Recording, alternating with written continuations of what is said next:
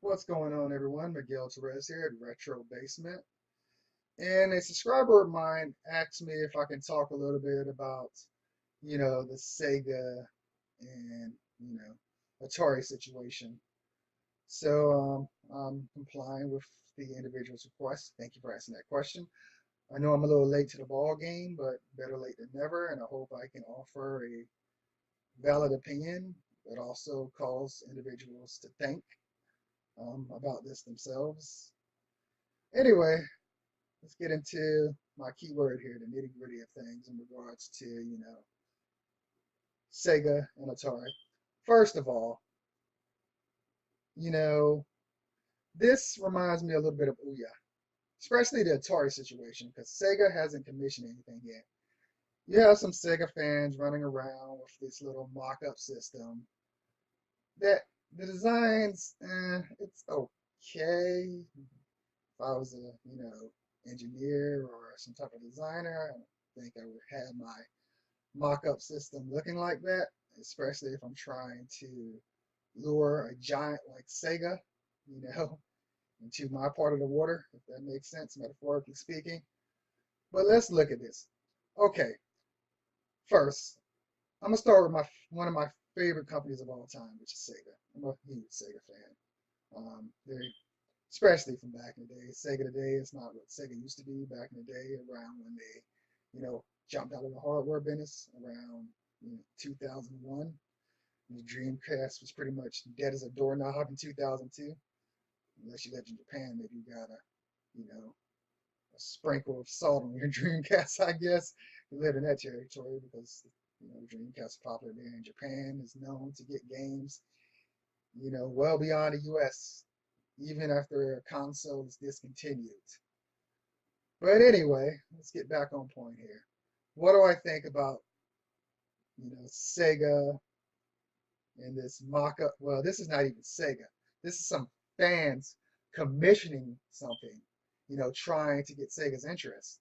So they started a petition, which, rarely works. I tried petitions back in the day when I was trying to save the Sega Saturn, and, no one cares what I think about, the Sega Saturn. Sega had moved on, and they weren't going back. Sega Saturn was a good system. But anyway, back on topic. What do I think about this? I think this Sega thing and these kids or whoever they are, this mock-up, have a 1% chance of convincing Sega to even do anything with them. Because the mock-up and the things they have, it just seems very flawed and unprepared. Um, I'm no marketing or business expert. Some years ago, kind of many years ago now, I did a little minor in marketing, and from what I know or from what I've learned, which I'm not the Dalai Lama of marketing, but from what I've learned, um, why would a company that used to manufacture consoles themselves take an idea from some individuals that they don't know who they are? Could be from Timbuktu for all, Sega knows. Okay, take a bunch of petitions from a small ratio of individuals that you don't even know once the console's released if they're even going to buy it, because they sign it doesn't mean they're going to buy it. People sign things all the time and back out of things. People sign leases and back out of those. Maybe not so much if the lease has a big fee attached to it, but you know what I mean. I don't think this Sega thing has a chance of happening. I think it's if Sega wanted to get back in the hardware business, I think they would do it themselves. I could be wrong, and if I'm wrong, I'll admit to that. But Sega's been in the console market for years. If they wanted to come back, they would have came back, by now. But what I think might be a good idea, let's move on to Atari. Atari wants people to, get on Kickstarter or Indiegogo and basically, throw their money at the Atari box, to get it manufactured. Because Atari, let's face it, they don't have that much cash on hand. manufacturing the system is millions and maybe even, I hate to say the billions of dollars, but sometimes it just gets extremely expensive once you get it out there. You have to advertise and other things that go along with it. But Atari box, the idea sound interesting because I was never like a huge Atari fan. I mean, I had the first system like way back in the day. I don't think it was mine. I think my father purchased it or something, but I saw it around the house. I don't have like great memories of Atari like some other people do. And I admit Atari was seemed like a cool system at the time. I never played it much. I know my mother and father had it in the house, um, but I never played it system much. I don't have fond memories of it. The only thing I can remember, and I don't know if this is a false memory or not, but I can remember Pac-Man. You know, and Atari from the 70s and 80s are not the Atari what we have today. Sure, Atari back, they did some, either developing and publishing of certain games like Dragon Ball Budokai, things like that. Budokai, probably slaughtered that pronunciation, but look at Atari. I mean, they had like some IPs back in the day, but now they have shifted hands so many times, and like certain IPs have been sold off to other companies. So what do they have? Atari has, they have nothing in regards to anything that entice people to come over their side. Maybe they will be able to get some third parties that might want to sign on, but that's not even what they're targeting. They're targeting indie, developers. Atari has nothing. I mean, they could try to purchase like this probably won't happen. Let's say they could try to purchase Way Forward or Platinum, which are up and coming. Pretty soon they probably won't even be considered third parties anymore. But let's say they try to purchase something valid and get Shanti on it as exclusive. That would be wonderful. They would have my money right there if they were able to pull off something like that. It's kind of sad I would buy something for one game, but come on, some people bought the Switch for Mario or Zelda. You can't tell me there's no people out there that bought the Switch for Mario or Zelda, because that happens. You might not be interested in anything else, but Mario, Zelda, or just Mario itself or Zelda itself, maybe put the icing on the cake for you. But anyway, the best thing Atari, well, first of all, let's talk about price point. This thing's going to be around 250 for what it is. It's a low powered, from what I've heard about it, it's a low powered, console. They want to, target indie publishers, which is all great and dandy. Indies have some wonderful, wonderful, developed games that can keep up with some of the best of them, like the AAA. But, excuse me, sorry about that. But you're going to need more than that. The Wii U came from Nintendo, and it couldn't survive with what it had. What makes Atari think that they can outdo, Nintendo in regards to the Wii U? Wasn't a horrible system. It was good. It wasn't great. It was good. Basically, the ergonomics, the design, and things like that, it had quite a few problems. Plus, it was underpowered, and the tablet thing was, it's what we all know the Wii U is what the Switch should have been the Wii U. But that didn't happen. But I'm happy that the Switch is what it is. But anyway, back on topic again. They want to launch this console. Atari want to launch this console at 250. It's going to be an indie Steam box. Valve has done this already with their Steam boxes, and Valve has Half-Life and a lot of other games. What makes them think that they can outdo, the hell Steam box? I think some of these companies are being a bit delusional. I hate to say that.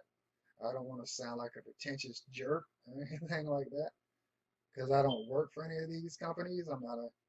I've taken game designing courses, but I'm not a game designer. So take that for what you will. But like I said, they want to launch the Atari box at 250. Bad idea. Why would I get this? Just because it says Atari? No. I won't get something just because it says Atari. And I won't get it even more because it doesn't even have a hard drive on it. What about the physical peers like myself that like to, the the cartridges or the disc, whatever. They need to put, if they're going to go through with this, if Atari is going to go through with this, they need to put a hard drive in the system. And they need to, I don't know how they're going to do it. They need to run after Sega. Sega has a staple of IPs that are unused. Maybe Atari and Sega, this is just me dreaming. I'm just having like this dream moment here and salivating at the same time, like, Pavlov's dog, if you know about, Pavlov and psychology and all that. But anyway, if Atari can get Sega and, go through their staple of unused IPs, let's not talk about Sonic because he's been misused for so many years. No one cares about Sonic. Let's be honest here. We have the upcoming, what is it, Sonic Forces. I don't think that game's going to get over a 6. It'll be lucky if it gets a 6. And I hope I'm wrong. I hope it gets a 7 or 8. I don't think it's going to get over a 6. But if it gets a 7 or 8, wow. I mean, Sega might be in the turnover, period for Sonic. But I just don't have a lot of faith in Sonic Forces, not just because of that short demo, because it seems so linear. You would think Sega, after seeing so many Mario games, that they would, Mario and other platforms, that they would know how to do a Sonic 3D game by now. It doesn't take a rocket scientist, I don't think, to create a quality, Sonic game. Give it to, well, they tried giving it to another person, and that was that disaster Sonic Boom, but they didn't give it to the right team. Give it to the right team. Give it to, I'm trying to think of that company. It's not Sucker Punch, but Insomnia. I mean, give it to Insomnia, if you can. I don't know the contract with Insomnia and Sony and all that, but give it to somebody that's known for making quality platformers. And I'm getting off topic again. This was like my 4th or 5th time, and I'm sorry, but this all ties into Sega, Atari, and even into the Ouya, because if Atari releases this, they're going to end up just being Ouya, because they have no games to speak of that would entice people. And if they put it on Kickstarter, Indiegogo, it'll probably get funded. I'm not going to say. I mean, people had faith in a thing called Ouya, so why wouldn't Atari get funded? I even funded Ouya. I fell into the trap. I mean, it sounded enticing, and I never opened the console. It's sitting somewhere around my place. Maybe I'll show it one day or show the box. I never opened it. I have no need to open it. I mean, it's just a hunk of plastic with a Tegra in it. Speaking of Tegra, whoever thought the Switch would be successful with a Tegra where Ouya failed? This Nintendo, you did it well. Tip my hat to you. My hat that I keep wearing in every video. But yeah, this is my favorite hat, guys. I'm sorry. But yeah, 250 is a little steep.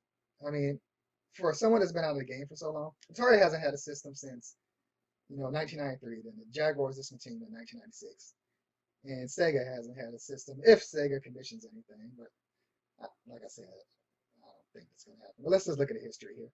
Sega's last system was in 1999 in the States and 98 in Japan when the Dreamcast was released.